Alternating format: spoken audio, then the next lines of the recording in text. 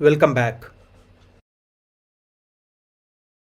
इस सारे को कॉपी कर लेते हैं और एक नया फाइल फिर से बनाते हैं और उसका नाम देते हैं 11 eleven.html और यहाँ पे पेस्ट कर लेते हैं। और अब की जो हम बताने जा रहे हैं वो है ऑब्जेक्ट।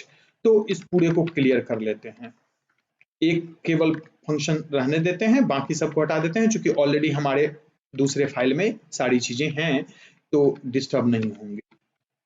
और एक्स्ट्रा जो इनपुट लिए थे वो भी हटा देते हैं फिलहाल। और ऑब्जेक्ट कैसे बनाते हैं वो पहले देखते हैं। तो ऑब्जेक्ट बनाने के लिए हम सिंपल ऐसे ही लिखते हैं where और सपोज आइटम, एक आइटम नाम का हम ऑब्जेक्ट बनाने जा रहे हैं। इसको ऐसे स्टार्ट करते हैं और या पर्सन ही लेते हैं। इसमें वैल्यू क्या हो, तो पर्सन का नाम ऐसे लिखेंगे, name Amit, comma as column 25, कुछ यूं, कॉमा एड्रेस कॉलन पटना, कुछ इस तरीके से। यहाँ पर वायर पर्सन इक्वल टू छूट गया। ओके, पर्सन में हम क्या किए कि अलग अलग variable value variable value variable value ऐसा लिए। यानी कि ऑब्जेक्ट क्या होता है, तो कॉम्बिनेशन ऑफ वेरिएबल होता है। इससे पहले जो था वो कॉम्बिनेशन ऑफ वेरिएबल नहीं था, एक ही वेरिएबल था जिसमें डिफरेंट सेल बन गए, अलग अलग सेल्स थे जिसमें अलग अलग डेटा था। लेकिन यहाँ पर क्या है कि ये पर्सन जो है वो एक ऑब्जेक्ट है जिसका प्रॉपर्टी है नेम एज एड्रेस। जब भी हम किसी डेवलपमेंट की बात करते हैं, सॉफ्टवेयर बनाने की बात करते हैं, वेबसाइट बनाने की बात करते हैं, तो उसका पर्पस क्या होता है कि हम कोई ना कोई इंफॉर्मेशन देंगे।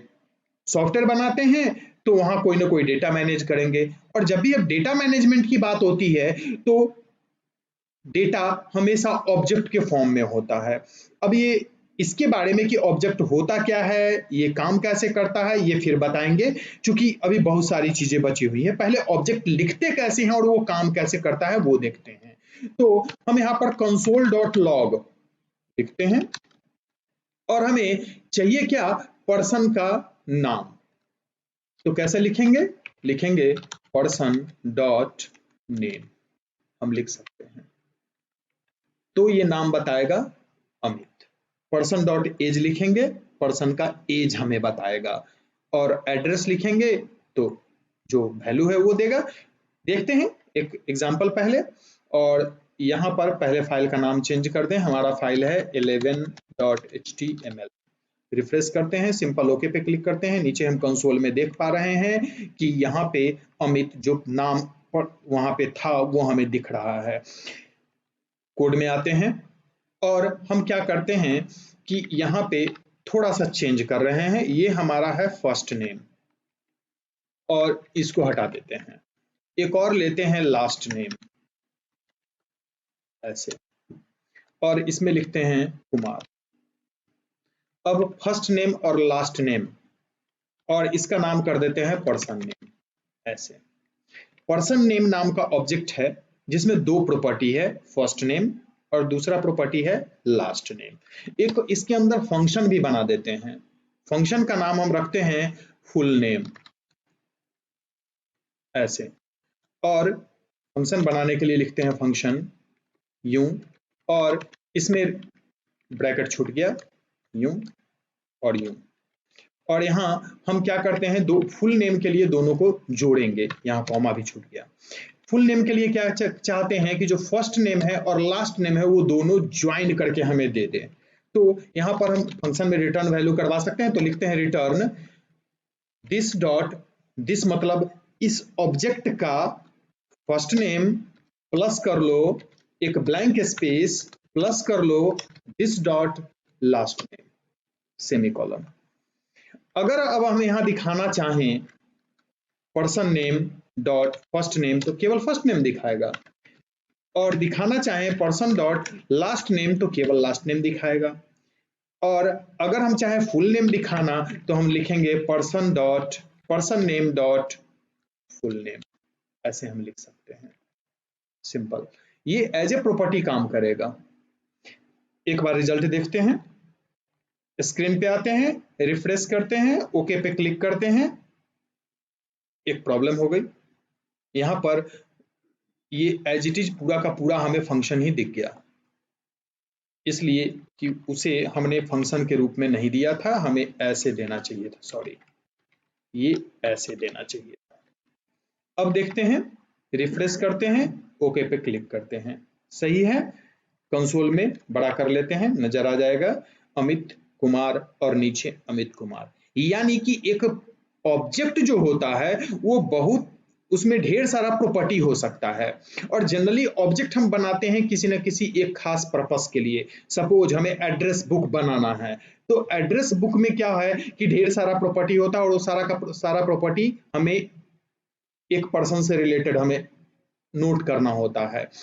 इवन कि जो ऑब्जेक्ट होता है वो भी नेस्ट हो सकता है, इससे पहले लूप पढ़े हैं, लूप भी नेस्ट हो सकता है, लूप के अंदर लूप, इफ के अंदर इफ, स्विच के अंदर इफ के अंदर स्विच, किसी के अंदर कोई भी नेस्ट किया जा सकता है।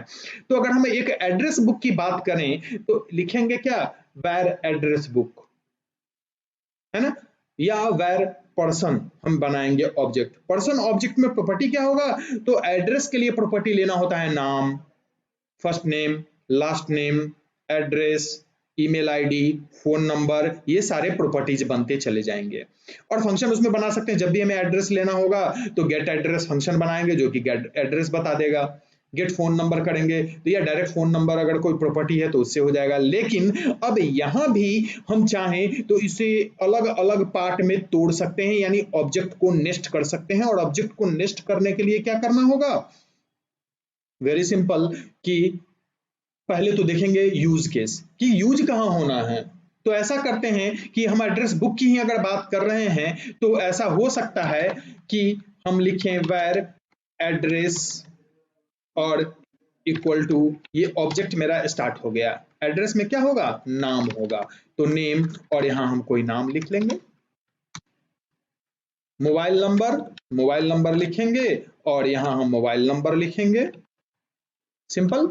लेकिन एड्रेस में दो तरह का एड्रेस होता है, एक परमानेंट एड्रेस और एक कम्युनिकेशन एड्रेस।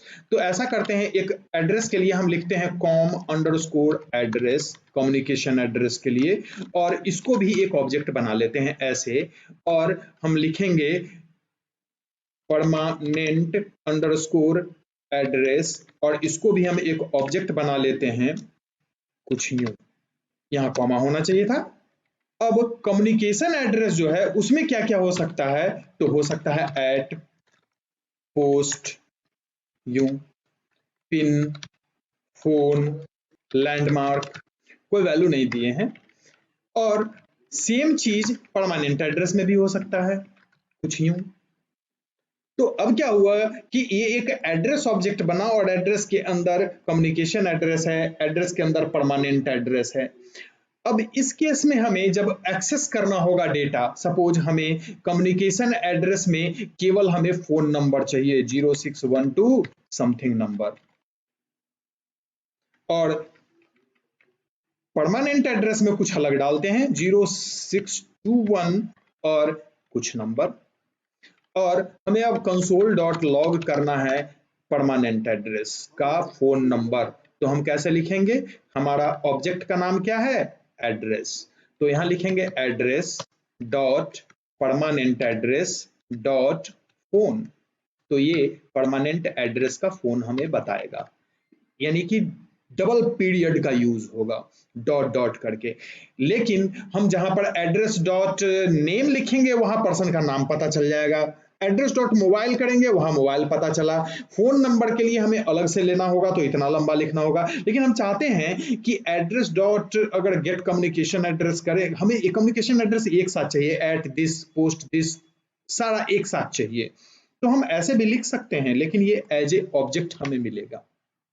ये परमानेंट एड्रेस है, यहां हम ए, बी, सी और डी लिख देते हैं, और यहाँ पे एक्स, वाई, सी, जेड लिख देते हैं। देखते हैं परमानेंट एड्रेस कंसोल में आना चाहिए, रिफ्रेश करते हैं, ओके पे क्लिक करते हैं, ये परमानेंट एड्रेस हमें कंसोल में दिख रहा है, ABC वाला। परमानेंट एड्रेस था, लेकिन ये एज ए ऑब्जेक्ट है, अलग अलग चीजें हैंडल कर रहा है। हम चाहते हैं नहीं, वो एक साथ एक स्ट्रिंग के रूप में हमें रिटर्न कर दे। तो हमारे पास बहुत सारे तरीके हैं। हम ऐसा करेंगे कि जहां हमें जरूरत होगी वहां पे हम प्लस प्लस करके लिखेंगे, address dot permanent address dot at plus address dot permanent address dot post plus address dot permanent address dot pin. लेकिन ये एक कंबरसम प्रोसेस है, बार बार इतना लंबा हमें लिखना पड़ेगा। और इसी पर्पस के लिए, इसी प्रॉब्लम को सॉल्व करने के लिए हम जनरली क्या करते हैं कि ऑब्जेक्ट के अंदर ही कुछ फंक्शंस बना देते हैं जो कि उस ऑब्जेक्ट से डेटा फिच करने में हमें मदद करे और इजीली जैसे हमें डेटा चाहिए वैसे दे दे, और बार बार हमें उतना लंबा न लिखना पड़े। क्योंकि अगर इस सपोज प्रोग्राम बहुत बड़ा अगर बना रहे हैं तो ये तो एक छोटा सेक्शन बनेगा एड्रेस लेने का काम, और इतने छोटे सेक्शन में अगर हम बार बार लौट के आए ये देखने की एट है, पोस्ट है, पिन है, फोन है और लैंडमार्क है, ये अभी याद है क्योंकि तुरंत लिखे हैं, लेकिन 6 महीने बाद हमें याद नहीं रहना। हम सारे वैल्यू को एक साथ ज्वाइन करके लेना चाहते हैं। तो बेहतर है कि इसके अंदर हम एक फंक्शन बना ले जिसका नाम रख देते हैं गेट परमानेंट एड्रेस, ऐसा नाम ही रख देते हैं और इसको हम एज ए फंक्शन ट्रीट करेंगे। FUNCTION बिल्कुल सही लिखे हैं और यूं कर लेंगे। इसी तरह एक और बनाएंगे जिसका नाम रखेंगे गेट टेम्पररी एड्रेस, और इसमें करेंगे क्या, तो सिंपल है कि सारे वैल्यू को हमें ज्वाइन कर लेना है। तो हम ऐसा अलग से भी वेरिएबल बना सकते हैं, एक लाइन में भी लिख सकते हैं। तो सीधा लिखेंगे return this dot at plus एक blank space plus this dot post. अब ये ध्यान रखने की बात है कि यहाँ पे दिस डॉट हम एट लिखे हैं, तो एट तो दिस में है नहीं, यहाँ तो मोबाइल है, नेम और मोबाइल केवल दो ही चीज है इस ऑब्जेक्ट में, और दिस लिखने का मतलब होता है ये ऑब्जेक्ट। तो लिखना होगा this dot permanent address dot at, ऐसे लिखना होगा this dot permanent address dot post. हम दो ही वैल्यू को फिलहाल ज्वाइन कर रहे हैं। तो जब भी हमें दिखाना पड़ेगा तो हमें address dot gate permanent address केवल हमें इतना लिखना है, ऐसे ब्रैकेट के साथ लिखना है, अदरवाइज वो डायरेक्ट फंक्शन ही रिटर्न कर देगा। तो एक बार इसको देखते हैं, डेमो कोड में आते, स्क्रीन पे आते हैं, रिफ्रेश करते हैं। एक अनएक्सपेक्टेड टोकन ब्रैकेट कहीं मिस कर गया है, कोड में हमें देखना पड़ेगा। यहाँ पे यहाँ ब्रैकेट की जरूरत नहीं थी, गलत दे दिए थे। सेव कर लेते हैं, कंट्रोल एस दबाते हैं, वापस कोड में आते हैं, स्क्रीन पे आते हैं, रिफ्रेश करते हैं और ओके पे क्लिक करते हैं। हम देख पा रहे हैं ए स्पेस बी हमें मिल चुका है, वो पहले का आ रहा है, अमित कुमार जो पहला ऑब्जेक्ट बनाए थे उसका आ रहा है। तो ए और बी एक साथ मिल चुका है। ये थोड़ा सा डिजाइंड फॉर्मेट में अगर हमें लेना हो तो बिल्कुल आसान है। हम यहाँ पर स्ट्रिंग हम ज्वाइन कर सकते थे, ये ऐसे लिखते थे यूं, और यहाँ लिखते एट कॉलोन दिस वन, और यहाँ लिखते post colon this one and so on, और भी चीजें हम जोड़ सकते हैं एक साथ। अब आते हैं, रिफ्रेश करते हैं, ओके पे क्लिक करते हैं और अब हमें डिजाइंड फॉर्मेट में फुल एड्रेस हमें ऑब्जेक्ट दे रहा है। तो ये सिंपल ऑब्जेक्ट का फंडा था। एक चीज और यहाँ हम क्लियर करना चाहेंगे कि दरअसल में ये ऑब्जेक्ट जो हम बना रहे हैं, यहाँ पर ऑब्जेक्ट बनाए या यहाँ पे पर्सन नेम ऑब्जेक्ट बनाए, इस ऑब्जेक्ट में प्रॉपर्टीज है और सारे प्रॉपर्टीज का अपना कुछ वैल्यू है। इस फॉर्मेट को हम जेसॉन फॉर्मेट कहते हैं। जेसॉन फॉर्मेट आज बहुत सारे डेटाबेस के द्वारा भी सपोर्टेड है। इवन कि जब हम मोबाइल एप्लीकेशन बनाने जाएंगे तो ये हमें वहां काफी काम आने वाला है, क्योंकि जब भी हम मोबाइल में, आज जितना भी मोबाइल ऐप है, उस मोबाइल ऐप में दो तरह, उसको हम 3 कैटेगरी में बांट देते हैं या 2 कैटेगरी में अभी फिलहाल बांटते हैं। एक वैसा मोबाइल ऐप जो कि कंप्लीटली ऑफलाइन काम करता है, उसे इंटरनेट की जरूरत नहीं होती। इस तरह का ऐप जनरली गेम ऐप होता है, मोबाइल में लोड है, हम गेम खेल रहे हैं।